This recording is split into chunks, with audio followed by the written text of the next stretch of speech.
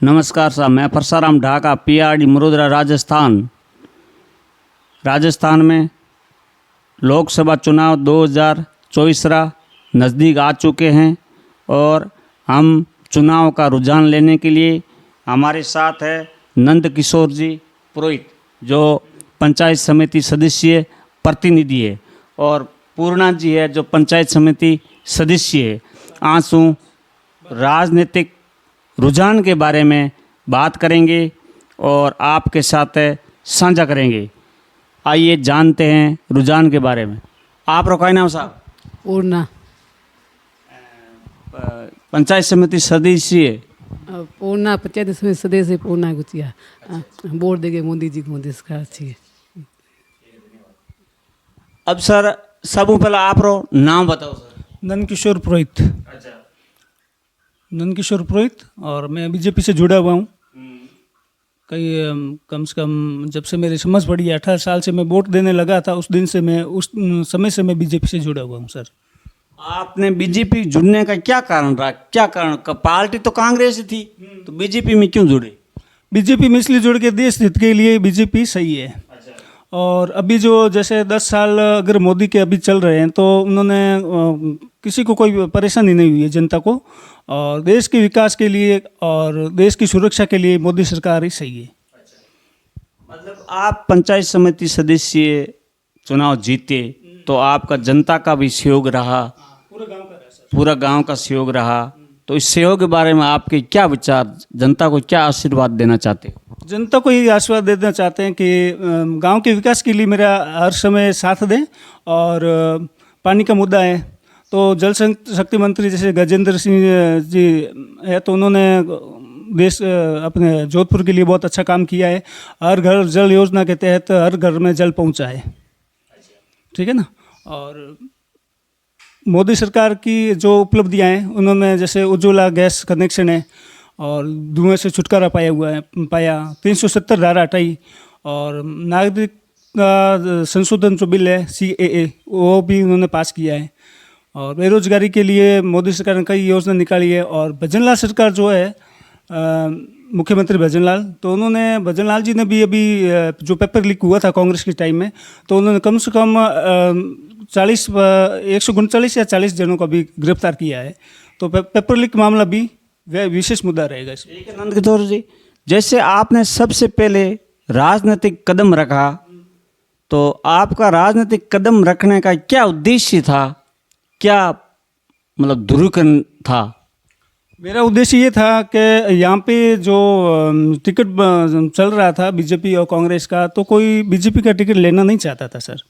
तो फिर मुझे बोला गया कि आप टिकट ले लो। पापा जैसे मेरे अध्यापक है, सेवानिवृत्त, तो उनकी और मेरे परिवार की छवि जो है वो साफ है, किसी से कोई झगड़ा भेद नहीं है। गांव वालों ने पूरा मेरा साथ दिया और मेरे को टिकट का हकदार बनाया, और हम अच्छे वोटों से जीते और पंचायत समिति सदस्य बने।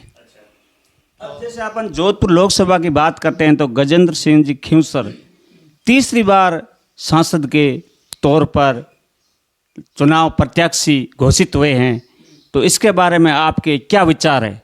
उनका जो ये तीसरी बार बन रहे हैं और बनेंगे, और अच्छे मतों से, कम से 4-5 लाख से आराम से इनकी विजय होगी। और जनता पूरी जो है वो मोदी और गजेंद्र जी, और इधर जो डबल इंजन की सरकार है, तो उसके हिसाब से जनता तो यही चाहेगी कि दिल्ली तक हमारी सरकार हो। और भजनलाल जी ने भी अच्छा काम किया है। और जल शक्ति मंत्री जो गजेंद्र जी है, तो उन्होंने हर घर हर ढाणी में पीने का पानी पहुंचाया, हर घर में जल नल के तहत।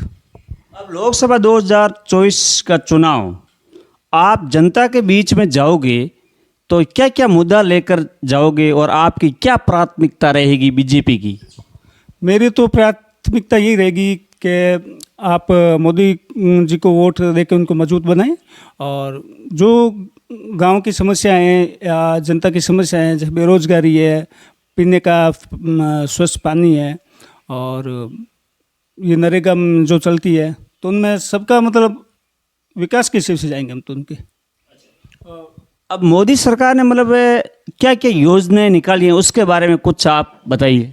मोदी सरकार ने सबसे पहले तो उज्ज्वला गैस कनेक्शन हर घर में दिया, धुएं से छुटकारा महिलाओं को मिला है, और युवाओं के लिए रोजगार। और अभी तो जैसे आपको भी पता है ये आम आदमी पार्टी के जो भ्रष्टाचार किया है, घोटाले, तो वो भी अंदर जेल में बढ़े हैं, तो वो किसी को छोड़ेंगे नहीं। देश का जो पैसे लूट के जो बाहर गए हैं या जा रहे हैं, जिसने घोटाले किए हैं, तो उनको मोदी सरकार तो छोड़ेगी नहीं। और पेट्रोल के भाव, डीजल के भाव भी अभी 5 रुपये कम हुए हैं, डाउन हुए हैं।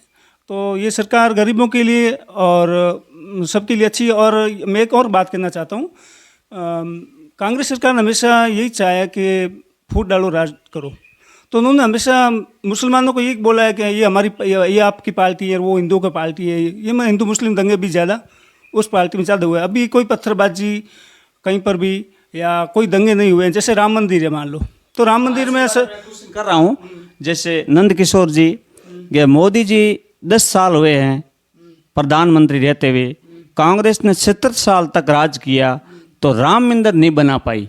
अब मोदी जी ने राम मंदिर भी बनवाया, तो इसके अयोध्या राम मंदिर के बारे में आपके क्या विचार है?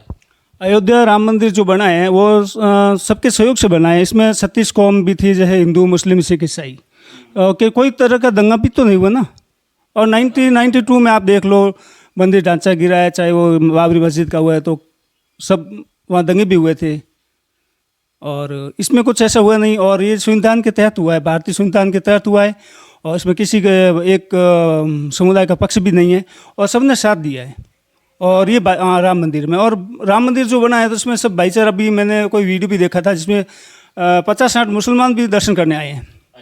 तो इसमें तो भाईचारा है, कोई तकलीफ है नहीं, किसी को कोई ऐतराज़ भी नहीं है, और सभी ने अच्छा सहयोग दिया है, और किसी तरह का कोई दंगा फसाद भी नहीं हुआ है इस सरकार में। अगर हाँ ये कांग्रेस सरकार होती थी, ज़रूर ये वोट बैंक के लिए हिंदू मुस्लिम दंगे होते और खून खराब होता।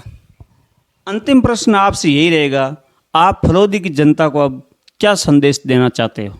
मैं फलोदी की जनता को हाथ जोड़ के ये संदेश देना चाहता हूँ कि आप ज़्यादा से ज़्यादा बीजेपी के पक्ष में वोट दें, क्योंकि अब यहाँ पर बाबा राम जी जैसे विधायक हैं, और गजेंद्र जी मान लो ये लोकसभा जीतेंगे, 100% जीतेंगे, और आगे दिल्ली तक भी सरकार हमारी है, भारतीय जनता पार्टी की, मोदी सरकार। तो डबल, तो मैं यही मानता हूँ कि यहाँ से ट्रिपल इंजन की सरकार गिनी जाएगी यहाँ से। तो आप सभी जनता से ये अपील है कि आप भारतीय जनता पार्टी के पक्ष में कमल के निशान को वोट दें, और मोदी जी को, देश हित के लिए मोदी जी को जिताएं। और 36 कौम से यही उम्मीद है कि आप भारतीय जनता, और ये कांग्रेस के भी लोग, कांग्रेस के जो नेता हैं वो भी छोड़ के क्यों आ रहे हैं? ज़्यादा भी ये भी प्रकोप बहुत जारी है, बड़े बड़े नेता छोड़ के बीजेपी में आ रहे हैं हर कोई, इसका क्या कारण है? इसका कारण ये, जो देश हित के लिए सोचता है या उनको वहाँ को इसकी वैल्यू नहीं है, इज्जत नहीं है, तो वो छोड़ के आएगी। भारतीय जनता पार्टी में आप देख लो, भजनलाल जी है, तो एक पंचायत समिति सदस्य है, जैसे हम भी है उस टाइप के, वो भी पंचायत समिति सदस्य, वो आज मुख्यमंत्री बन गए। और मोदी जी है तो वो भी सबको, पूरे देश को पता है कि चाय बेचने वाला प्रधानमंत्री बन गया है। तो इनमें सबको जगह मिलती है, चाहे छोटा कार्यकर्ता है वो भी उतना ही है, बड़ा है, छोटा बड़ा इसमें भेदभाव नहीं, सम्मान नहीं मिलता है। और कांग्रेस में एक परिवारवाद चलता है, जैसे गांधी परिवार तो गांधी परिवार ही, गहलोत परिवार तो गहलोत परिवार, अबू जी को वो अशोक जी कर रहे हैं, क्यों दूसरा के नेता भी नहीं उनके पास क्या? तो इसमें ये चीज़ नहीं है। भारतीय जनता पार्टी में आप मजदूर आदमी भी प्रधानमंत्री बन सकता है, ये चांस है। ठीक है नंद किशोर जी, आपने बहुत राजनीतिक अच्छी बात बताई और अच्छी चर्चा की। हमारे PRD मरुधर के दर्शकों को आपने बहुत ही अच्छा संदेश दिया। नमस्कार, धन्यवाद, जय राजस्थान।